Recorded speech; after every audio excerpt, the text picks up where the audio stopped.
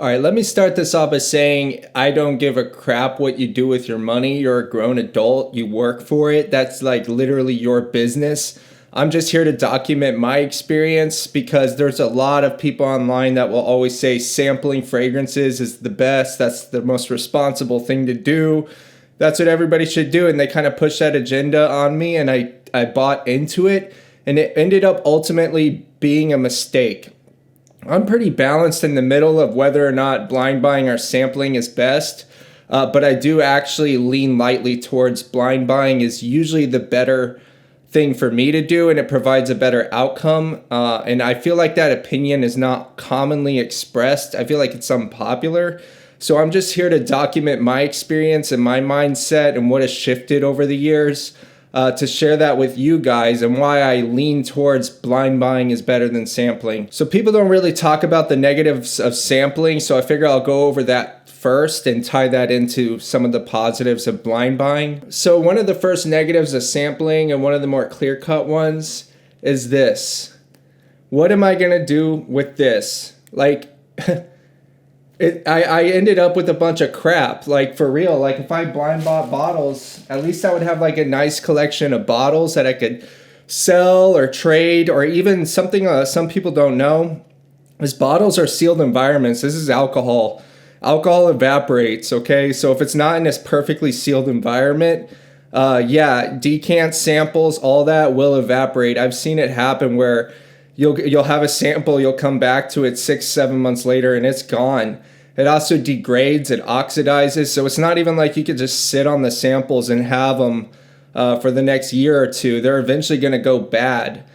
And there's no resale value. Nobody wants them. Like, what am I going to do with them? They're completely worthless now. And if I add it up, it's a lot of money to spend on something that just is going to go to crap. I'd also say, given my past history and looking back in retrospect, that sampling, it's really hard to build a connection with the fragrance. A lot of people will say that, oh, everybody has a different nose. And I don't want to get too technical or nerdy here, but like whether or not you like something doesn't really have as much to do with your sensory of it, like your actual smell of it. It actually happens in your brain in an area called the piriform cortex. That processes information from your olfactory bulb. And the piriform cortex is where it makes decisions about whether or not it's going to like something. And it does that through a lot of different processes. I don't think we fully understand it. A lot of it has to do with memory association. But ultimately, you decide whether or not you're going to like something. And it's a process that I feel like we don't have complete control over. In other words, I don't think we could smell something we don't like and then make a decision to like it. It almost feels like a process that our brain makes for us.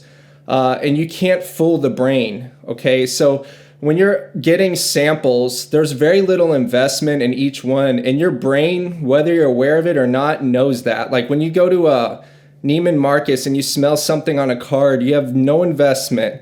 There's no real commitment to liking it, okay? And you're not getting like the bottle with the atomizer. Like those samples, they just don't hit the same. And these things may seem silly, but your brain knows. Like your brain, you can't fool your brain. It knows, hey, you spent $150 on this thing. You need to like it. You're holding the flashy bottle with a nice atomizer.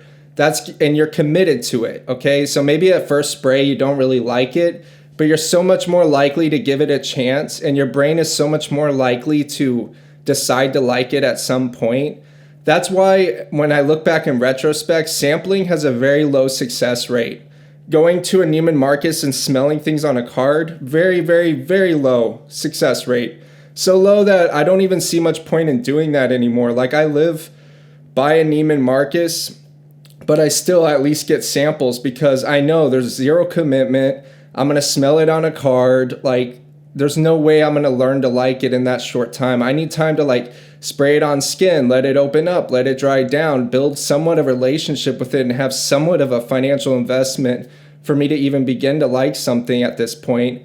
But looking back in retrospect, my blind buys are way more successful than my samples. I would say like 3 or 4 out of 5 blind buys ends up working out, whereas with samples, it's like 1 out of 20.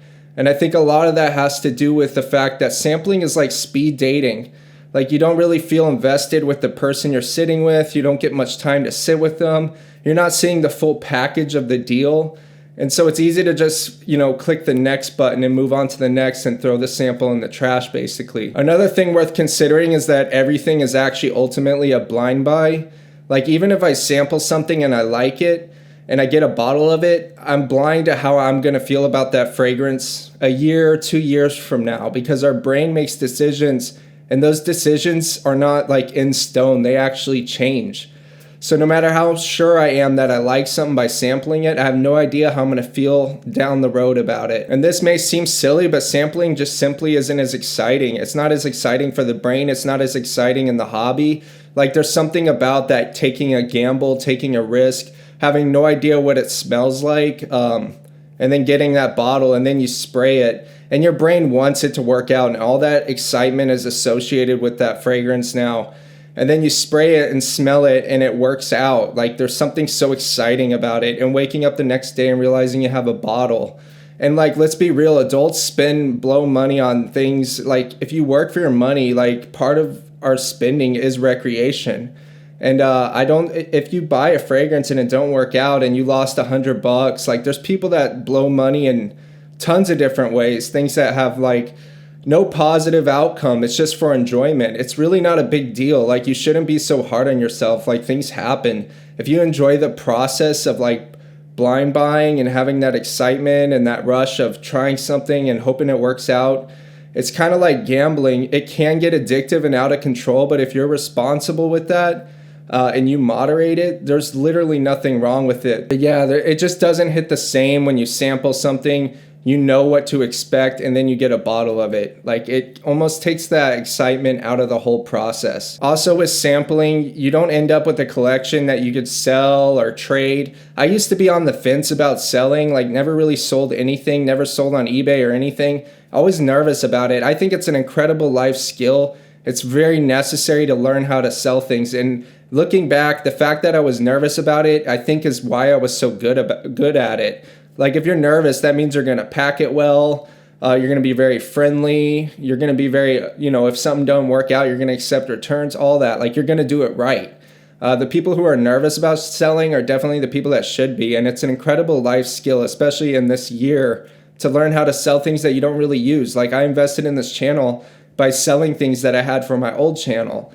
And it's the same with fragrances. Like when you learn how to sell, say you go into Facebook groups, you get more plugged into a community. You're trading, you're selling, you're letting things go, you're bringing things in. Like that's something I would never really get with samples because, as I said earlier, nobody really wants them. Now, the negatives of blind buying is, yes, I said it earlier, but I really want to emphasize it can be addictive. It can get out of control.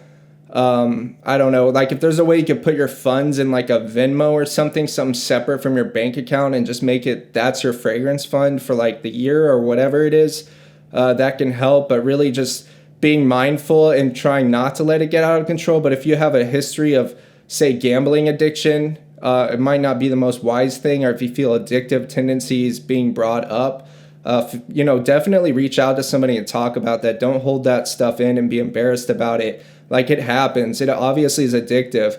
I've had my phases where I felt like it was getting a bit out of control. And what helped me the most was opening up about it and selling a bunch. Like literally, I got to a place where when you feel that guilt feeling about you've bought more than you need and you bit more than you can chew, there's a very good feeling in letting go. Like getting your collection narrowed down to like 10 or 15 fragrances, realizing you're not going to wear these all.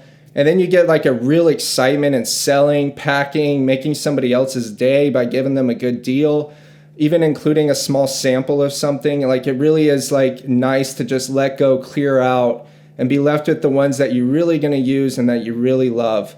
But it can be addictive. That's something to be aware of. Buying samples isn't nearly as addictive because it's not nearly as exciting. You can also end up stuck with something. Like that's something I'm conscious of when I go into a blind buy. Can I resell it? And how much do I like it? Because like I said, everything's a blind buy. Our tastes change. And so for instance, recently I bought Orto Parisi Koyam. Now that's a very bad blind buy because it's not very popular, so it's not going to be a whole lot of resale value. It's not going to be easy to sell. And also the bottle's impossible to see through. These are things that I literally think about. Like when I get that koyam in, my plan is to weigh it from when I get it. And each milliliter weighs about a gram. So if I ever plan on selling it, I could weigh it again and do the math and say, this is how much is left in it. But ultimately the buyer has to trust me on that. You know what I mean? I can't take a picture and show the level. That resale value and thinking about things like that helps me prevent from being stuck with something, which can happen. Also, cheapies. People really don't want to buy cheapies. That's why that whole market of cheap alternatives are inspired by fragrances. It can end up a cluttered mess that nobody wants and ultimately end up costing more than buying the real thing. Looking at a fragrance and say, will it appreciate in value or retain its value? Things like Royal Mayfair by Creed, it's discontinued. And honestly, everything just becomes pre-reform at a point. Like if you buy a bottle of Naxos today, in 5 years, people will desire it more. So a lot of things retain their value if you can see the level. Those are things I take into consideration when blind buying, so I'm not stuck with something. Another issue is selling, buying, trading, swapping. All that can be time consuming. There's clear risk involved. You can buy something and end up getting a fake. They can not send it. It can get damaged. And there's very little recourse if you're in the secondhand market and you're not on a site like eBay for the money back guarantee. And if you are on a site like eBay, you're more likely to get a fake. So it's like one of those things where you are taking risk by getting things at like the actual market value secondhand or however it is, where you can resell it for a similar price. There's always risk involved, even on gray market sites. So there's risk. It's also time consuming to try to make a sale, to message the person, to pack it, to ship it, and all that. And some people just simply don't have the time for all that. You also might not find those like true love fragrances because you simply can't try as much if you're in the blind buying game. You can't try like 200 fragrances, for example. Like I've tried so many fragrances now. I don't know the count. It's a lot, but I got like blurry vision. And you get to a point where it's like blurry vision. Like a lot of them smell the same to me. I feel like it's getting to a point where I need weirder and weirder stuff to like get excited about it. Almost like abusing some type of olfactory arousal system in my brain. Like lately I've been getting into really dark, animalic, weird scents that I probably wouldn't have liked in the beginning. And I think it's because of that blurry vision concept where you smell so many vanillas. It's like it's another vanilla no matter what. No matter how much of a creative twist there is on it. It's just another bergamot. It's just another citrus. And you get blurry vision. But that being said, there are some standouts. They're rare. I'm talking like 1 out of 30 maybe at this point that are a citrus, but they really stand out as something that is for me and phenomenal, even though I have blurry vision. And I don't think people blind buying will have as much opportunity to discover those and build a small collection of true loves. That's just an opinion, and a potential negative is simply that you won't get to try as many fragrances blind buying. So which is better? Again, I don't give a crap what you do with your own money. This is just my personal perception and what I would have told myself. I think it's a case-by-case situation for me. It really depends. Like, hey, I really love Le Leboeuf's. This one sounds like something I'll love. It's a good price. I could see the level. It's going to be decently easy to resell this. At worst, I'm going to lose $20 by buying this, selling it for $10 cheaper, and paying for shipping. That's going to be exciting. I'm going to actually hold the bottle. I'm going to be more committed to it. I'm going to be able to wear it for several days and really feel out what it is. In those situations, blind buying is better. If it's a new brand that I haven't really discovered yet, their fragrances are known to be polarizing. They're hard to resell because they're not really popular. I'm going to go more towards the sampling route. Also, just being financially responsible and saying, am I in a place that I can afford just an absolute failure? Like I buy this and the person ends up scamming me, sending me a fake, not really shipping it. Whatever the case may be, like make sure I'm in a financial place where I have money for the hobby and for personal enjoyment for this situation right now. And if not, but I have money for sampling, I'll lead towards that. So it really is a case-by-case scenario that depends on the external situation and also where my life is at internally. So I'm super curious what y'all have to say about this topic. I feel like there's a lot of harping that sampling is always better. It's not really brought up the negatives and the positives of each situation. So I figured I would open up that conversation, and I'm really curious what y'all have to say in the comments about y'all's experience and what's better for you currently and what your overall feelings on this topic are. Feel free to leave those comments, subscribe for future content, and I'll see you in the next one. Peace out.